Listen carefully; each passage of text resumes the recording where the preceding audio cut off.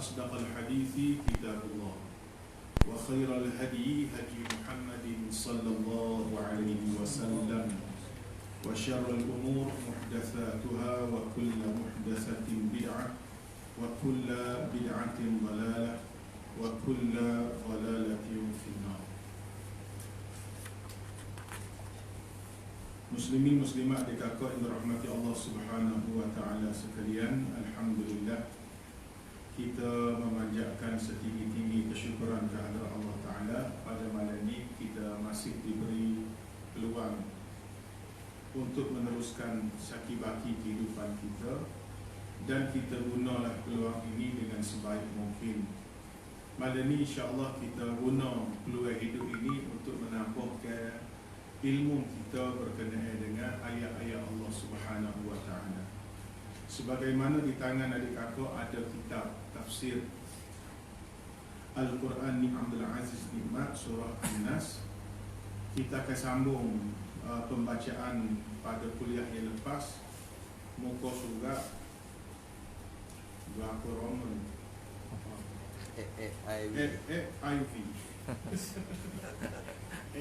IV 110, 2 20, IV itu 4 dan 24 huruf Roman. 24 dah.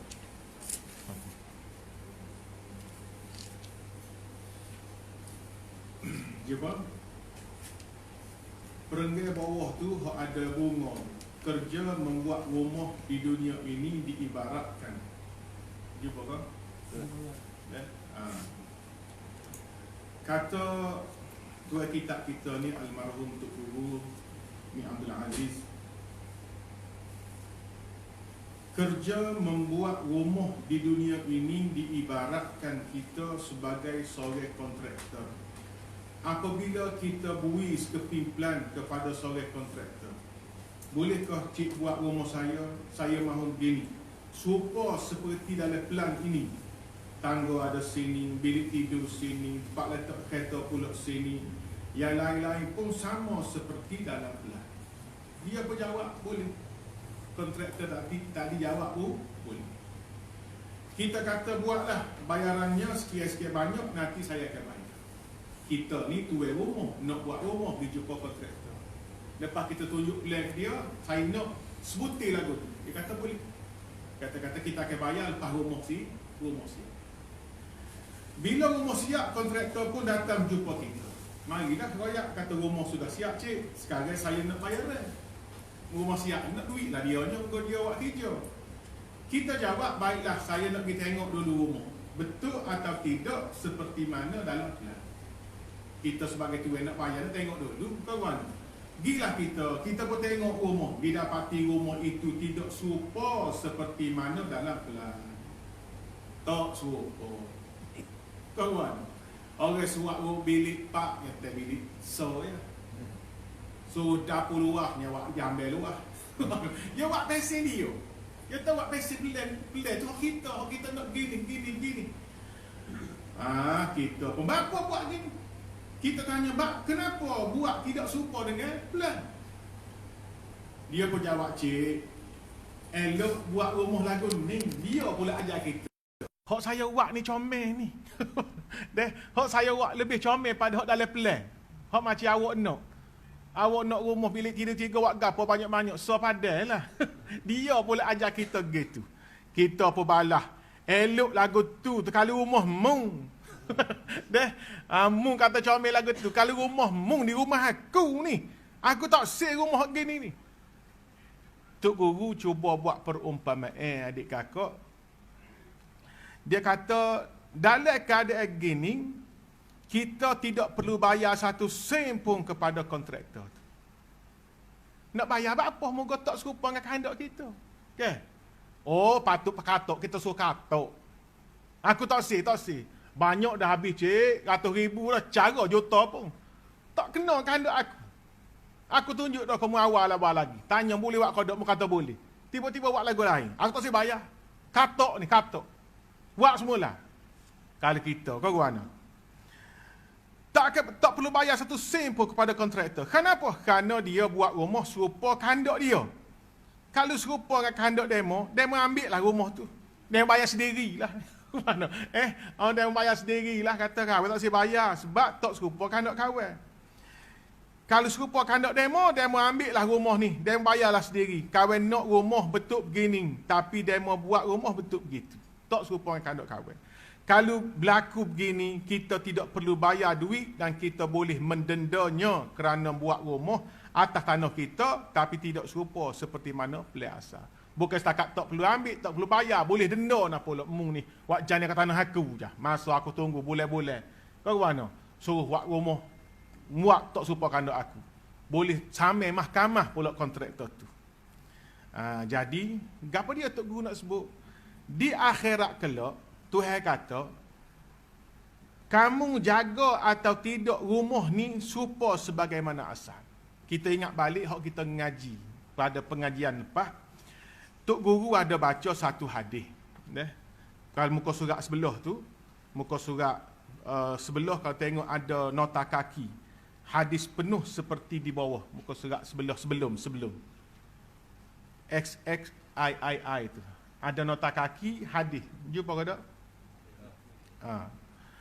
An Jabir anin Nabi sallallahu alaihi wasallam qala mathali wa mathalul anbiya kamathali rajulin bana daran fa atammaha wa akmalaha illa mawdi'a labinatin faj'ala an-nasu yadkhulunaha wa yata'ajjabuna minha wa yaqulun laula mawdi'ul labinati qala Rasulullah sallallahu alaihi wasallam fa ana mawdi'ul labinah ji'tu fa khatamtul anbiya'a.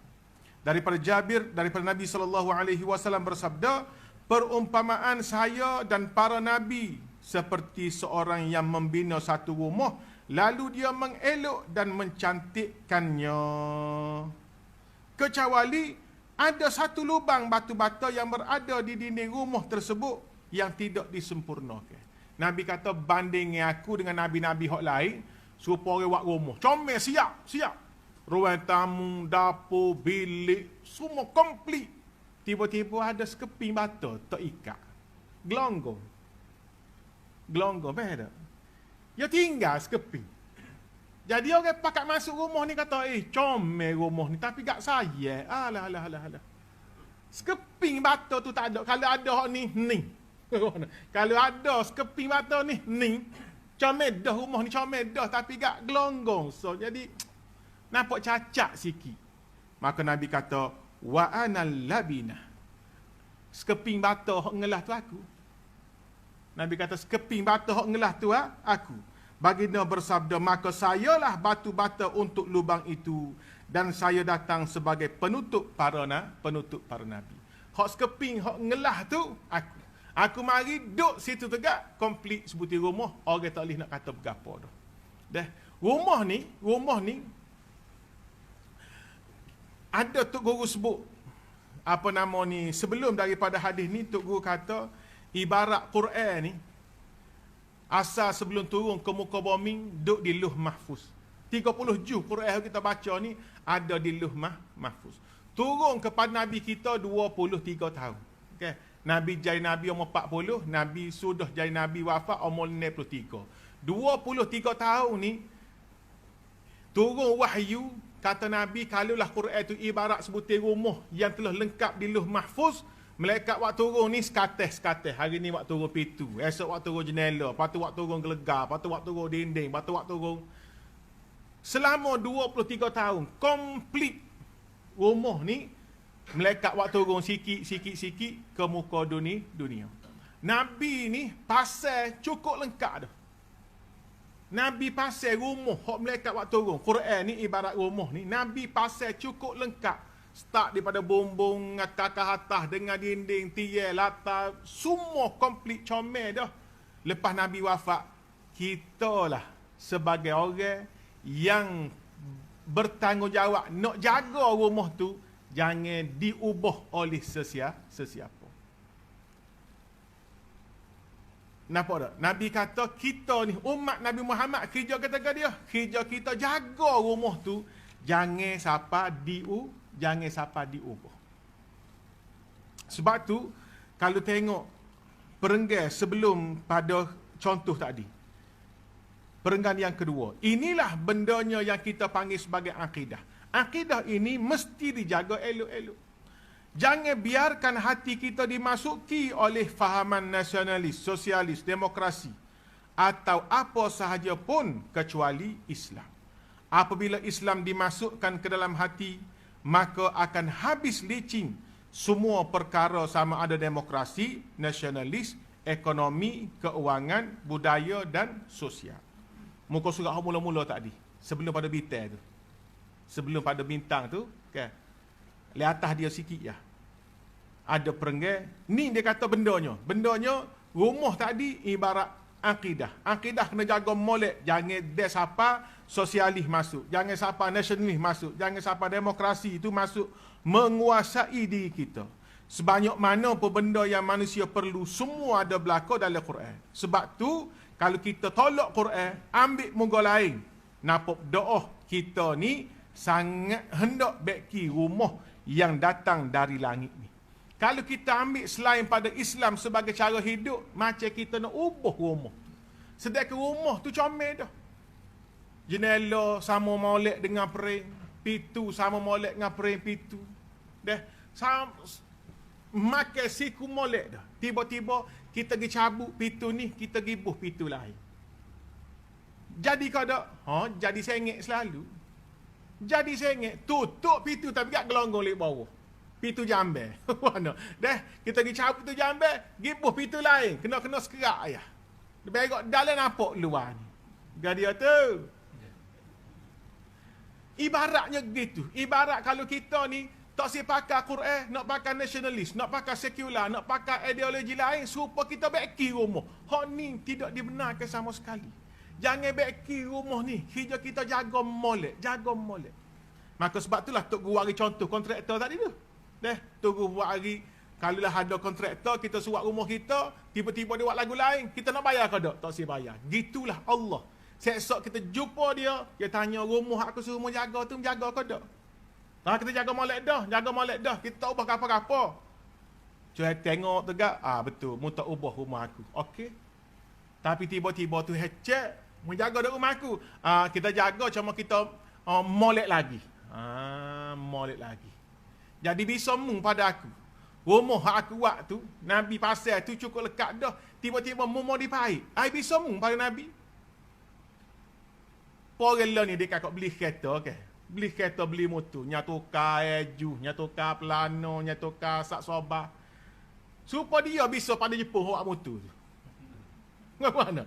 Beli motor Jepun tu comel dah. Tak boleh lah budak kita ni. Nya tukar kata modify ke ni bunyi slow je. Pam. Kajian sama dia marah. Jadi bandar bisa mung lah pada Jepun punya. Kalau mengubah motor, modify motor bisa mung pada pembuat motor, pembuat kereta ni. Mengubah rumah yang Nabi buat bisa mung pada Nabi. Tuhan tak akan benar, Tuhan tak akan bagi berkah, tak akan bagi pahala kepada orang yang ubah rumah Nabi SAW buat. Islam ni ibarat kata rumah telah siap Nabi buat, Nabi tinggal suruh kita jaga. Tiba-tiba kita pergi ubah. Tak molek ni jendela ni, kita tukar jendela lain. Tak molek pintu ni, tukar pintu lain. Tak molek tangga lagu ni, tukar tangga lain. Sepatut naik ke depan, je naik ke belakang. Jadi bengong habis orang. Mana? Nu naik ke belakang ni, gua nak tangga dia kat ni. Mana jadi penuh. Allahu Akbar. Di akhirat kelak Tuhan kata. Muka surat XX5 tu. Perenggan yang ke seterusnya. Di akhirat kelak Tuhan kata, kamu jaga atau tidak rumah ni? Serupa sebagaimana yang sah. Tuhan tanya. Mu jaga tak rumah hak Nabi buat mula? Jaga supaya asal kau lagu mana? Atau kamu membekinya? Kamu beki rumah Nabi tinggal ni? Kalau kita jawab serupa, tak kita tak beki, kita jaga serupa dengan Nabi tinggal, maka kita akan memperoleh bayaran sebagai seorang kontraktor. Tuan kata okey, boleh ngupah. Sebab membuat molek serupa dengan kandak plan. Bayarannya adalah syurga. Siapa yang buat tidak serupa, pergilah kamu terjun dalam neraka. Kenapa? Kerana kamu buat tidak serupa dengan kehendak aku. Neraka. Enggak akhirat kat kelak dua jadi kakak. Syurga dengan neraka. Kita jaga molek ni, jaga molek rumah ni. Rumah Islam hak Nabi SAW tinggal. Maka Allah akan bayar, ngupah dia syurga. Kita pergi ubah je, ngupah dia neraka. Ngupoh dia neraka. Ini kena faham betul-betul. Perenggan akhir tu, Tok Guru kata, kita kena faham molek bagian ni. Dalam masa kita menyambut Ramadan ni, kerja kita adalah menjaga rumah ni. Kita jaga elok-elok. Jika nampak kolak, tertangga cak, kita betulkan semula. Kalau ada rumah ni, orang panggil apa dia, kolak. Orang hal lah kolak tu. Bukan ubah, pergi katok pelah hak lain dah. Pergi buai-buai hak kolak je. Buai hak kolak. Tangga cat. Ambil cat warna tu juga, jangan ambil warna lain. Cat molek. Kita betulkan semula. Sebab itulah Nabi kita Muhammad sallallahu alaihi wasallam sebut bahawa Allah Taala akan membangkitkan tiap-tiap 100 tahun man yujaddidu laha dinaha. Man yujaddidu laha dinaha. Setiap 100 tahun Allah Taala akan mengirim atau membangkitkan dan mencetuskan seorang atau satu kumpulan yang akan mentajdid, iaitu memperbaharui semula agama. Adik kakak barang biasalah dah lama, okey. Dah lama dia mari berabuk, mari berdebu, mari karak. Maka kena servis semula. Servis semula. Agama ni gitulah. Khusus selepas Nabi SAW wafat. Nabi wafat tu, sebelum Nabi wafat, Nabi sebut dah, may ya'ish minkum ba'di fasayara ikhtilafan katsira. Mana-mana orang panjang umur hidup lagi selepas pada aku mati, kamu akan tengok lagu mana umat Islam ni baloh sama sendiri.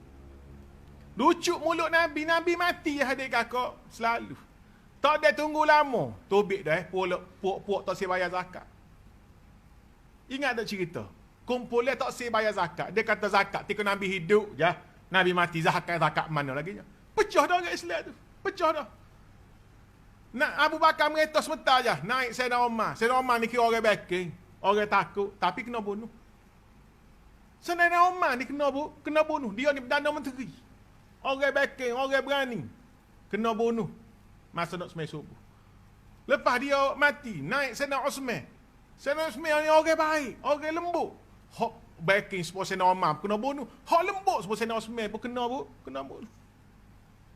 Naik Sayyidina Ali tu gak, kohor berak, pecah. Penyokong Sayyidina Osman pun ada hak tak sebaik Sayyidina Ali. Penyokong Sayyidina Ali pun ada. Jadi kohor berak. Pasal-pasal Sayyidina Ali sendiri pun kena bunuh. Betul Nabi kata akan dia akan berpecah. Sebab tu Nabi kata setiap 100 tahun. Lepas Nabi wafat 100 tahun, akan ada dia panggil mujaddid. Mujaddid ni maknanya pembaharu. Dalam senara orang yang bubuh ni kan, ada kata Imam Al-Ghazali. Okay? Imam Al-Ghazali dikenali sebagai mujaddid kepada agama. Zaman dia ni penuh janih habis agama. Maka dia mari buat Ihya Ulumuddin. Ya, kitab dia sampai sekarang ni sohu. Membaharukan semula. Bukan dia buat agama baru dah. Dia bersihkan semula agama ni hok kocak barah. Imam Asy-Syahid Imam Hasan Al-Banna dikira sebagai mujaddid di abad ni. Dia mari ketika orang kerajaan Islam ni jatuh. Dia naik dengan Ikhwanul Muslimin. Beberapa ramai lagi lah. Kira 1400 tahun. Jadi 101 tahun 14 orang. Sama ada orang kau kumpulan kau tak kira lah. Tapi Allah akan sentiasa sediakan setiap 100 tahun orang yang nak beki agama dia ni jadi comel semula. Selepas diporok perandakan oleh orang yang tidak bertanggungjawab. Zaman kita ni adik kakak. Agama comel dah. Tapi mari jenis nak comel lagi agama ni, ya Allah. Jadi punah. Dia nak comel. Tiba-tiba jadi punah. Dia tengok rumah Nabi buat tak comel warna ni, nak tukar warna ni. Sudah. Kita tu buat gapo tu kacak ya. Tu kacak pun tak boleh. Moga Nabi tinggal siap ngacak ngap gapo siap. Kita pandai-pandai gitu kacak. Walaupun tu kacak tak boleh. Sebab rumah tu sempurna dah. Agama ni sempurna dah. Siapa dia kita? Nak gitu kacak hak Nabi tinggal. Tegi warna lain kata lebih comel lagi. Lebih kilat lagi. Rusak agama dek kakak. Rusak. Sebab tu muka surat yang seterusnya dia wari satu hadis an Abi Hurairah fima a'lamu an Rasulillah sallallahu alaihi wasallam qala inna Allah yab'atsu li hadhihi al-ummati ala ra'si kulli mi'ati sanatin man yujaddidu laha dinaha. Sesungguhnya Allah mengutuskan untuk umat ni pada setiap 100 tahun seseorang yang memperbaharui untuk umat agama mereka. Selepas Nabi Isa tidak ada atas muka bumi kerana diangkat naik ke langit, punah jana, rosak teruk agama yang dibawanya. Cerita Nabi Isa ke? Nabi Isa jadi Nabi tak ada lama. Jadi Nabi tak ada lama. Yang hamba kau puak dia sendiri, akhir Allah Ta'ala angkat naik ke langit. Start pada tu adik kakak, pengikut-pengikut Nabi Isa ni merubah agama yang Nabi Isa bawa. Siapa keluar ni? Kristian, banyak mana dia pecah. Ortodok lain, Protestan lain. Injil saja adik kakak, Injil Hopsopsa ni ada 4. Injil Matthew, Injil Lotus, Injil Gotu. 4 Injil ni kira muktabar belaka. Masing-masing bercanggah antara satu sama lain. Nak raya agama yang dibawa oleh Nabi Isa, agama ni agama benar, diubah hingga jadi salah. Selepas tu datang pula Nabi kita Muhammad. Selepas Nabi Isa lama, mari siapa? Nabi Muhammad sallallahu alaihi wasallam. Nabi Muhammad ini adalah yang kita kira sebagai khatamul mursalin, penyudah segala rasul. Ayat Quran tu sebut wa ma kana Muhammadun aba ahadin min rijalikum walakin Rasulullah wa khataman nabiyyin wa kana Allahu bikulli syai'in alima. Bukanlah Nabi Muhammad itu dengan sebab ada anak akak Zaid bin Harisah menjadi bapa yang sebenar bagi seseorang dari orang lelaki kamu, tapi dia tu Rasulullah dan kesudahan segala nabi-nabi. Ayat ni yang nak ambilnya khataman nabiyyin, penyudah segala nabi. Dan ingatlah Allah adalah Maha mengetahui akan tiap-tiap sesuatu. Siapa pun mari adik kakak lah ni, mari ngaku dia ni Nabi, boleh ambil cetung nego ni tahu laut. Dah. Kita pun heran. Lah kita duk ngajar lama dah. Ulama-ulama duk royak lama dah. Nabi Muhammad ni penyudah, Nabi Muhammad penyudah. Tiba-tiba ada orang mari ngaku orang percaya. Setara ayah peng orang tu. Kena ayah peng. Bukan setakat ngaku jadi Nabi, jadi Tuhan. Allah kerajaan langit. Ramai pengikut dia adik kakak. Hak di Selangor tu, Kahak Ahmad. Nabi Melayu. Khani sekolah ya. Bukan Ustaz Klik Mesih, khani sekolah. Boleh dia kata saya ni Nabi kepada orang Melayu. Sebutir kapung turut dia. Sebutir kapung turut. Boleh main adik kakak. Ni ibu yatim pula ni. Allah pelik lah. Orang tina wartawan. Mari dia oyak macam-macam. Islam, kita duk amal ni Islam Arab. Islam Arab. Sepatut Melayu ni ada Islam dia sendiri, nama Isu Silam. Tuhan yang satu ni bukan Allah. Allah tu berhala disembah oleh orang Arab gitu. Tuhan yang satu nama Dewata Maha Mulia. Allah. Nyakaru. Orang tu setara ibu Yati hok pakai seluar ketat orang tu kata Ustaz Jar kalau mengaku jadi Nabi kata ramai lagi orang tu. Tahu buat ajaran duduk bukit mana kata ramai rasa tu aku ni. Tu nak ayat. Jelas dalam Quran Nabi ni khataman nabiyyin, penyudah segala nabi, penyudah segala rasul. Apabila Nabi Muhammad datang, dah muka surat sebelah. Beliau menghidupkan balik millah Ibrahim. Nabi bukan buat ajaran baru. Nabi ni penyambung kepada nabi-nabi sebelum ni. Nabi Muhammad bukannya bawa agama baru, tapi mengambil kembali millata Ibrahim, ajaran dari zaman Nabi Ibrahim lagi. Qul sadaqallah fattabi'u millata Ibrahim hanifa wa ma kana minal musyrikin. Katakanlah wahai Muhammad, qul, kata Muhammad, sadaqallah, benarlah apa yang difirmankan Allah. Fattabi'u millata Ibrahim, maka ikutlah kamu akan agama Nabi Ibrahim. Nabi ni Tuhan suruh ayat, turutlah agama Nabi Ibrahim. Hanifan, berdasarkan tauhid dan bukanlah ia dari orang-orang yang musyrik. Wa ma kana minal musyrikin, Nabi Ibrahim bukan orang musyrik. Seperti mana kita baca dalam semaya kan, wajjahtu wajhiya lillazi fataras samawati wal arda hanifan muslima wa ma ana minal musyrikin. Kita baca dalam semaya doa istiftah, doa iftitah, wahai Tuhan, aku semaya ni pada Engkau hanifan, betul-betul condong menghala ke arah agama Nabi Ibrahim.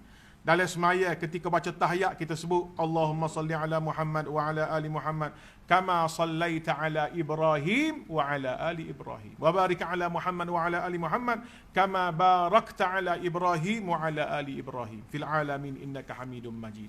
Banyak-banyak nabi dan rasul kita tak sebut dalam semaya, tapi kita sebut nama Nabi Ibrahim. Nabi ni banyak dia kakak. Kita tahu saja 25 kan. Adam, Idris, Nuh, Saleh, begini. Kita tak sebut kecuali nama Nabi Ibrahim. Artinya kita lah ni menyambung kembali kerja Nabi Muhammad sebagai cucu Nabi Ibrahim. Kita lah ni. Tunggu kata kita lah ni. Kita ni. Kita sambung kerja Nabi Muhammad sebagai cucu Nabi Ibrahim. Kerana Muhammad ni Muhammad bin Abdullah bin Abdul Muttalib bin siapa ke? Nabi Ismail, Nabi Ibrahim. Atas lagi siapa ke Nabi Adam. Ini semua merupakan unsur-unsur penyatuan yang Allah kurniakan kepada manusia. Tidak kira manusia tu Melayu ke, Arab ke, Cina ke, India ke, Inggeris ke, Amerika atau apapun. Dalam Islam sendiri terdapat unsur-unsur penyatuan semua manusia. Manusia ni asas saja. Manusia ni walaupun ramai, beribu atau berjuta jumlahnya, hakikat dia saja. Rupa paras berbeza, tapi hala tuju berlaku. Semayan, ibadat, keuangan, sosial dan budaya, semuanya makin serupa. Kalau kita guna cara yang betul, cara Islam, maka tidak akan timbul masalah perai sana, perai sini, balah sana, balah sini. Salah sana, J sini, katok sana, katok sini, tak timbul. Kalau ke dia, masing-masing pegang Islam. Mung Cina pegang Islam, mung India pegang Islam, aku Melayu pegang Islam, tak balah. Tak balah. Balah lah ni buat apa? Sebab aku nak ke Islam, mu tak siap ke Islam. Punah jane, balah. Maka Tok Guru buat contoh akhirnya dalam mukadimah ni, contoh Tok Guru, ni semua berlaku kerana kita lari. Kita tergelincir dari ray hak sebenar. Berlaku balah, berlaku pecah sebab kita ni lari, gelecoh ray sebenar. Aksiden ni payah berlaku kalau motorkar, kereta yang dipandu ikut peraturan dibuat oleh JPJ. Ni perumpamaan Tok Guru kata.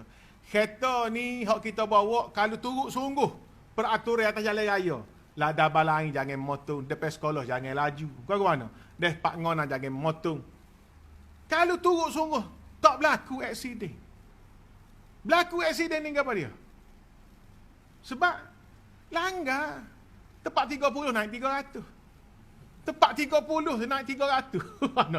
Tu yang nongenyo ni. JPJ buat comel dah jalan ni. Tepat street boleh laju sikit. Tepat ngona selekoh tajam. Okay, perlahankan kenderaan anda. Boh, siap, kawasan kemalangan, awas.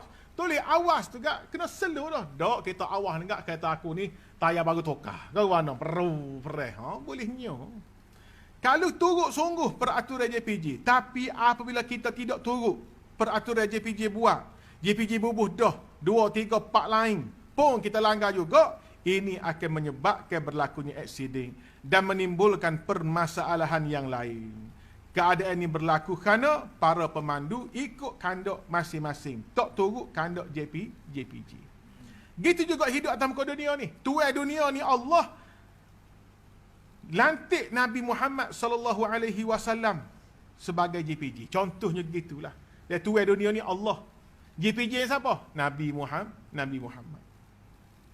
Untuk jaga dunia ni, insya-Allah kita pakat patuh belaka, kita jaga sungguh-sungguh rumah dari langit yang telah dipunggah oleh malaikat dibawa turun ke bumi ni. Kalau ada berlaku apa-apa, kita pakat baiki. InsyaAllah semua Islam, semoga Islam hidup dengan sebaik-baiknya dan manusia dapat hidup dengan aman damai. Tak baiki Islam. Masalah ni mu nak baiki, aku nak baiki. Mu ikut cara mu, aku ikut cara aku.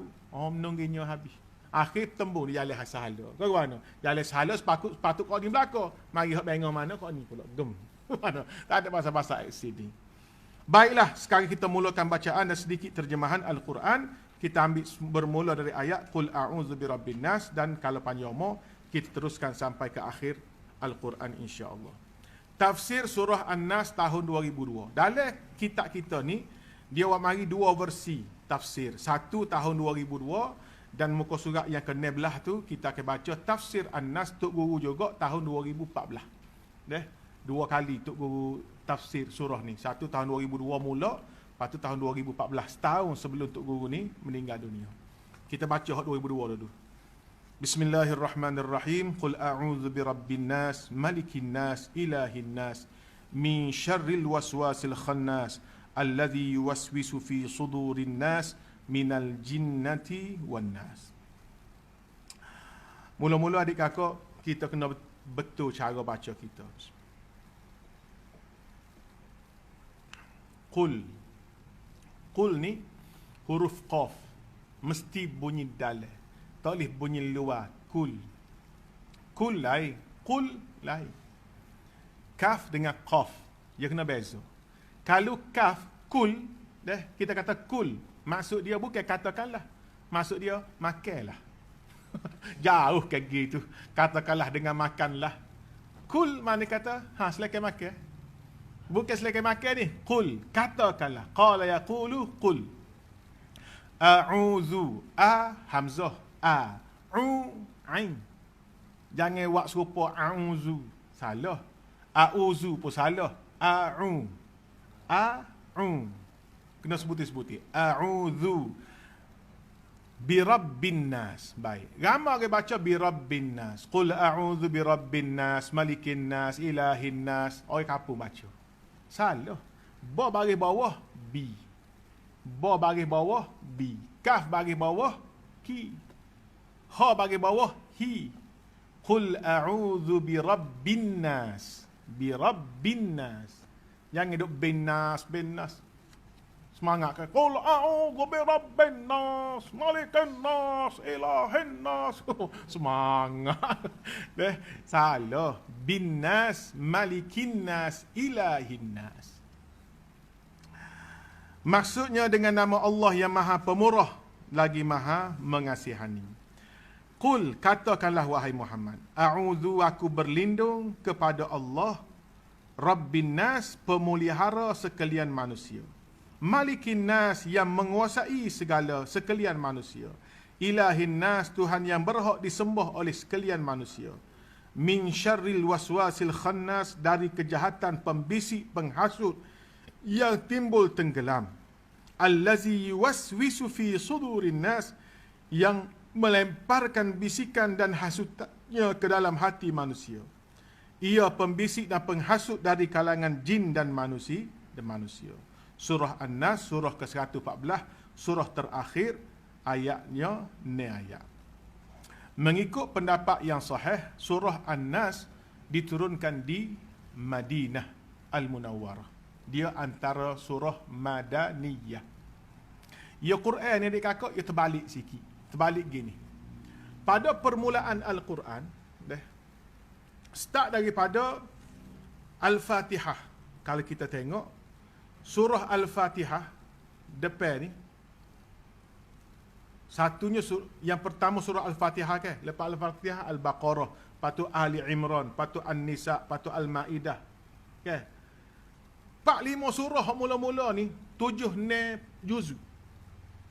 Semuanya Madaniyah kecuali Al-Fatihah. Al-Fatihah tu Makkiyah, surah Makkiyah. Surah Makkiyah ni surah apa? Diturunkan di Mekah sebelum Nabi hijrah. Saja Al-Baqarah Madaniyah, Ali Imran Madaniyah, Al-Maidah, An-Nisa, tu semua Madaniyah. 7-8 juz tu Madaniyah. Al-Baqarah saja Makkiyah. Tapi di akhir juzuk 30. Juzuk 30 kita ketemu semua surah Makkiyah kecuali 2 terakhir, Al-Falaq dengan An-Nas. Start daripada Al-Mulk juzuk ke-29 tu, turun mari semuanya kebanyakannya Makkiyah. Juzuk Amma 30 juz, An-Naba, Abasa, An-Nazi'at, Agatu, Afghani ni semua Makkiyah. Kecuali dua surah terakhir, An-Nas dengan Al-Falaq ni Madaniyah. Nampak ke tak ni? Nampak pening ni? Tak penting ni, cuma maklumat tambahan. Dan kalau kita buka Quran ni, mula-mula ni, surah pertama Al-Fatihah, Makkiyah. Lepas tu Madaniyah. Ngesuk ni, dah. Banyak kanya Makkiyah. Akhir sekali An-Nas, surah An-Nas kita baca ni dengan Al-Falaq, diturunkan di Madinah selepas Nabi berhijrah. Bapa ustaz gitu? Mana aku tahu. Dah susun ni lagu tu, tak tahu bapanya. Ikut pendapat surah An-Nas dan Al-Falaq ni turun di Madinah. Bapa turun di Madinah? Ada peristiwa Nabi kena racun. Nabi kena sihir. Biasa dengar Nabi kena sihir. Adik kakak Nabi Muhammad kena sihir. Kita rajin kena sihir? Rajin kena sihir? Tak rajin Ustaz. Bisa demo pada Nabi? Demo tak. Nabi Muhammad manusia hebat kena sihir. Demo tak kena sihir. Bisa demo pada Nabi? Kita ni adik kakak kena sihir, kita tak khabar ya. Nabi Muhammad kena sihir, siapa tak khabar. Tak ingat giliran rumah siapa. Nana banyak hari kat lah. Tak ingat giliran. Dia bini dah ramah kan. Pergi klik, bapa habis klik rumah ni. Giliran rumah orang lain. Ya ke? Jadi nana. Akibat daripada sihir.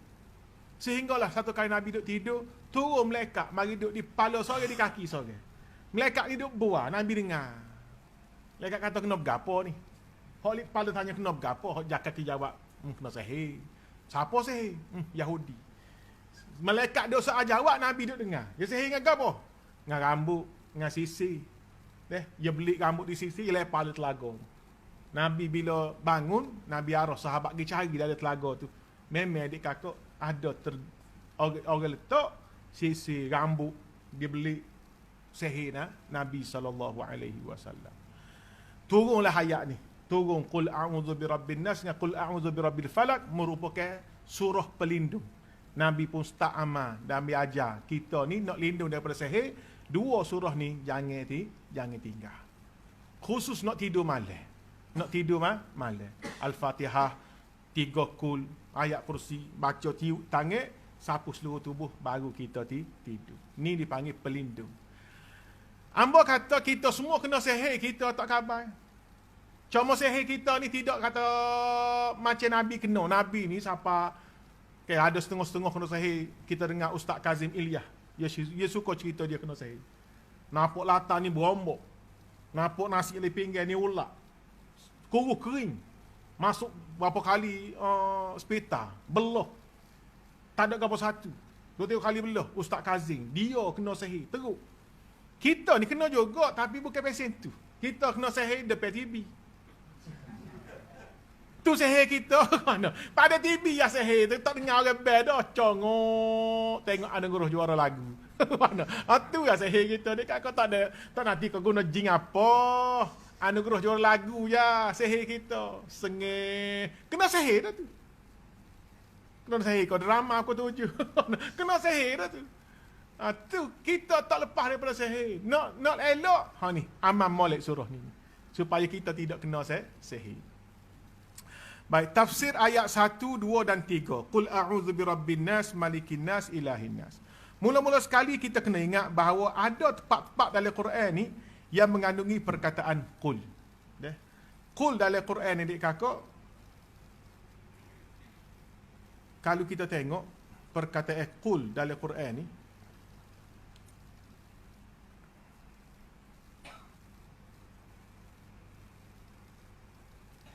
qul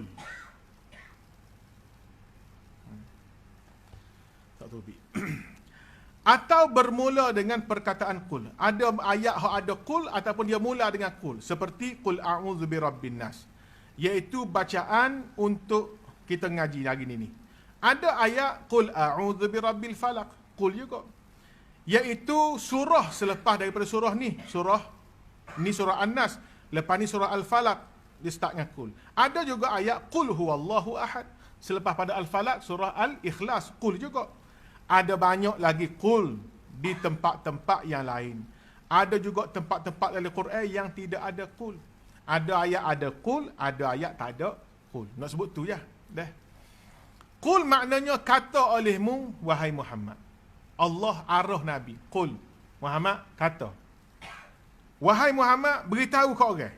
Royaklah mengenai kata-kata Tuhan. Apakah beza antara ayat ada perkataan qul dengan ayat tak ada perkataan qul? Dia mari satu soalan. Baik, dalam Quran ni ada ayat ada qul, ada ayat tak ada qul. Beza apa? Sedangkan kita faham bila qul ni Allah arah Nabi. Muhammad mu kena kata gini kat orang. Bila Allah arah jadi wajib ke tak Nabi ayat? Soalan apa? Bila Allah arah Nabi, Muhammad mu kena kata gini, qul, mu kena kata gini wahai Muhammad. Wajib ke tak Nabi ayat kita? Wajib lah. Baik. Wajib bila ada arahan Allah qul, wahai Muhammad kata, royak pada kau orang, royak kat orang. Supaya orang tahu. Maka wajib Nabi sampaikan kepada kita. Baik. Ayat yang tak ada qul, wajib ke tak Nabi royak? Mesti jawablah. Faham tak soalan? Hak ada qul wajib Nabi royak. Hak tak ada qul wajib ke tak? Wajib juga. Lepas tu beza apa?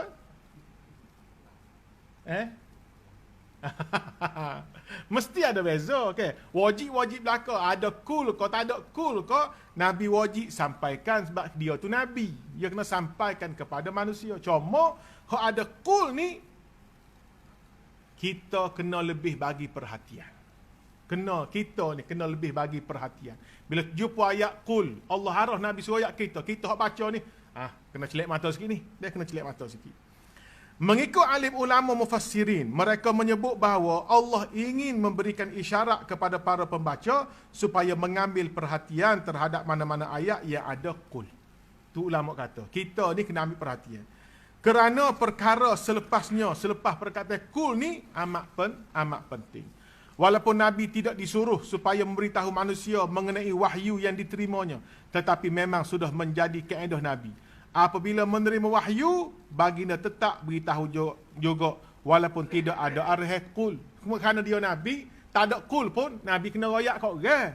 Jadi apabila suatu ayat itu ada perkataan qul, ini menandakan bahawa ayat selepasnya merupakan perkara penting yang tiap-tiap orang kena ambil perhatian sungguh-sungguh. Kena buka telinga, buka dada, kerana perkara yang terkandung dalam ayat selepas perkataan qul adalah suatu yang sangat penting. Satu daripada perkara penting itu ialah qul, wahai Muhammad, royak kat orang, beritahu orang supaya pakat kata a'udzu birabbin nas. Ayat kita ni a'udzu birabbin nas, wahai Tuhan, aku minta pada engkau lindungi aku. Lindung daripada apa dia? Ni a'udzu, aku minta lindung. A'udzu maksud aku minta lindung. Birabbin nas. Kalau takut kau rimah, kita lari masuk dalam rumah. Tok Guru kata, kalau kita takut rimah, buat ke dia? Lari masuk dalam rumah, kunci pintu. Ini bermakna kita berlindung dengan rumah. Rumah sebagai pelindung kita. Takut gajah, kita lari rukah pohon. Ini bermakna kita berlindung dengan pohon kayu. Kalau ada bedil, ada senapan, kita tembak oleh ke atas supaya bunyi yang kuat menyebabkan binatang lari. Ini bermakna kita berlindung dengan senapan. Hujan, kita ambil payung, kita berlindung dengan payung. Apa lagi? Ikutlah. Orang perang ada perisai, ia berlindung dengan perisai. Tolong minta pada aku supaya aku lindung dia. Aku ni siapa? Birabbin nas, malikin nas, ilahin nas. Minta lindung dengan siapa? Lindung dengan 3 sifat. Rabbin nas, Tuhan manusia. Malikin nas, raja segala manusia. Ilahin nas, Tuhan yang berhak disembah oleh manusia. Cuma dalam kitab kita tulis Rabbin nas, akulah hak pera jaga kamu. Malikin nas, akulah yang menjaga kamu. Ilahin nas, akulah Tuhan yang menjaga segala-galanya. Macam tidak ada beza. Sebenarnya 3 ni ada beza. Rabb mana Tuhan pencipta manusia. Malik, raja segala manusia. Ilah, Tuhan yang disembah oleh semua manusia. Kamu nak cari penjaga lebih hebat daripada aku, memang tak ada. Ada ke tak penjaga lebih hebat daripada Allah? Tak ada. Waktu mu berada di perut makmu, siapa jagamu?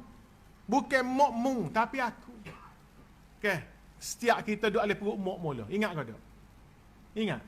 Amo tak ingat. Seorang mok hok ngandung. Dia jaga tu gak baby dalam perut ni. Jalan pun atur, tidak pergi terembah. Makan pun orang panggil, pilih-pilih. Dia tak makan air Coca-Cola campur buah lanah. Apa ni? Nak jaga baby. Hak tu usaha mok kita. Tapi hak sebenar pelindungnya ialah Allah. Bukti dia berapa ramai orang hak jaga kabar-kabar gugur je kok. Tidak kan ni? Jaga tu gak cukup 5 bulan, turun darah. Teriak tu gak. 4 kali dah ustaz. 4 kali turun darah. 4 kali gugur dah. Ada sayang bercerita kakak dia. Lepas nikah ngandung. Ngandung ni kakak. Berapa bulan tahulah. Pensel dia. Pensel. Tanpa sebab. Waktu hospital, doktor cek rupanya sebab ngandung. Bukan setakat pensel, koma 7 hari. Membahayakan nyawa dia. Doktor terpaksa menggugurkan kandungan. Terpaksa. Kali keluar ngandung, gitu juga, gugur juga. Kali ketiga, 6 bulan dah homo kandungan, 6 bulan dah. Terpaksa gugur ke. Oh sedih dia. Lah ni tak boleh ngandung. Jaga kesihatan, tak sewi darah tinggi, jadi darah rendah. Tak sewi darah rendah, jadi darah tinggi. Tak sewi kecil manis, ada kecil manis. Nak rayak apa dia? Seorang mak nak jaga anak tu. Penjaga sebenar ialah Allah. Mung tak boleh perut, bukan mak mung jaga mung. Allah jaga mung. Mak mung tidak tahu bahawa kamu ni berputik dalam perut. Orang tina tak kabar. Lawyer begitu je bakpo tak lalu makan, bakpo pening mutah ni kan. Gecek air kecing baru tahu. Cek 3 bulan dah Mula-mula terjadi tahu kau tak tahu, tak khabar. Allah punya kerja. Wahai manusia, dia kata, adakah kerana makan asal atau gapo? Sedar tak sedar, sudah ada anak dalam perut. Anak ni terjadi daripada air mani. Wahai manusia, mahu jadikan mani ni bukan semudah yang mu sangka. Kita asal daripada air mani. Air mani tu sendiri ingat mudah ke? Boleh manusia buat air mani? Tak boleh. Tak boleh. Ia adalah sedutan daripada intisari pati tanah. Intisari tanah ni seperti berah, sayur, susu dan lain-lain. Semua berasal dari tanah. Apa lagi? Buah durian, buah duku, air. Semua jenis makanan manusia ni datang dari tanah belaka. Daripada makanan yang kamu makan itulah terjadinya air mani. Untuk aku membuat kamu kerjanya bukan sikit. Sebab tu adik kakak, kita ni asal daripada tanah ni, makna Nabi Adam tu hebat daripada tanah. Anak cucu dia daripada pati. Pati ni, air mani pun ada unsur-unsur tanah. Maksudnya apa dia? Air mani terbentuk daripada makanan yang kita makan. Yang kita makan ni, berah, tanah, atas bumi. Tidak kan ni? Sayur-sayur, buah-buah, gapo saja kita makan berasal dari tanah. Sebab tu air mani ni, dia ada unsur tanah yang banyak. Tak semestinya orang ada air mani boleh anak. Sayang boh, air mani ada tapi tak ada benih. Pelik juga. Air mani ada. Air mani tubik kalau bersama. Tapi tak ada apa? Tak ada benih. Kosong. Sperma tak ada. Air mani ada, sperma tak ada. Ada orang air mani ada, sperma ada tapi tak kuat. Tak gagah. Dia tubik dia jalan sebentar, pakai mati tengah jalan. Tak ada siapa tu. Di telur retin tu. Ada juga. Vertical seal dia panggil. Sebab apa dia? Sebab air mani duduk di tempat pembiakan dia tu, sarung dia panah. Oh macam-macam kalau kita ngaji kok ni adik kakak. Nak rayak proses mung terjadi wahai manusia bukannya mudah. Apabila mani itu dijadikan, siapa hak buat mani? Mak mu kau, cik mu kau? Tidak, aku hak buat. Bagaimana aku peruh, aku titing, bagaimana aku kukuh, kamu tidak usah tanyalah, pandailah aku. Apabila sudah jadi air mani, aku perai air mani di perut mak mu. Selepas 40 hari tukar jadi darah. Aku perai lagi sehingga jadi nutfah. Perai lagi sehingga jadi daging. Daging aku perai hingga kerah di tengah menjadi tulang. Selepas tu summa ansha'nahu khalqan akhar. Aku tiupkan roh masuk ke dalam tubuh kamu hingga jadi makhluk yang lain. Proses ni dik kakak ada dalam surah Al-Mu'minun ayat yang ke-14. Surah Al-Mu'minun ayat 14 ni mukjizat besar. mukjizat besar. Nabi boleh sebut ayat ni 1400 tahun itu, yang mana tak ada X-ray, tak ada ultrasound, tak ada orang panggil alat tes perubatan canggih. Nabi boleh sebut dah gapo hak berlaku dalam perut. Start daripada air mani, campur dengan telur retina, jadi ke dia seketul darah beku. Darah cukup masa dia jadi daging. Daging tiba-tiba ada tulang. Daging balut tulang. Lepas tu betuk tangan, kaki, kepala, hidung. Mari pula roh sehingga jadi bayi. Masa tu tadi kakak ada X-ray? Tak ada. Ada perubatan belah perut? Tak ada. Lepas tu Nabi sebut lagu mana? Nabi sebut melalui wahyu. Berapa ramai orang yang masuk Islam dengan ayat kita baca tadi. Ayat surah Al-Mu'minun, ayat yang ke-14. Wahai manusia, kamu kena reti bahawa dalam tubuhmu ada roh. Gajah yang besar, bukit yang besar gitu mo. Gunung yang besar, tak ada roh. Tapi hanya ada nyawa je. Gajah besar, roh tak ada nyawa. Sudah. Pening dah lah. Gajah tak ada roh. Tu hidup tu. Hidup sebab nyawa. Bukan roh. Lain kau usah roh dengan nyawa. Ambo baru tahu ni. Deh, baca ni baru tahu roh dengan nyawa ni beza. Gapo dia beza roh dengan nyawa? Kita akan sambung pada kuliah yang akan datang. Bismillah. Deh, gapo dia beza roh dengan nyawa? Bapa tu guru kata besar-besar gajah tak ada roh, ada nyawa. Comel-comel burung merok, lepas ni dia sebut burung merok ni comel. Hidup burung merok. Bulu dia boleh tukar warna dan berapa. Hidup boleh jalan, boleh beranak. Tapi tak ada roh. Adanya nyawa. Lepas tu beza apa? Kita ni nyawa ke roh? Kita roh. Kita hidup, bini beranak. Boleh jalan, boleh makan, boleh kecek. Tu roh, bukan setakatnya nyawa. Apa dia beza roh dengan nyawa? Kita tunggu kuliah pada bulan depan puasa. Tak ada. Lepas pada puasa ni. Lepas pada Syawal, insya-Allah kalau panjang umur, kita sambung pada muka surat yang ke-6 insya-Allah. Wallahu a'lam. Wassalamualaikum warahmatullahi wabarakatuh.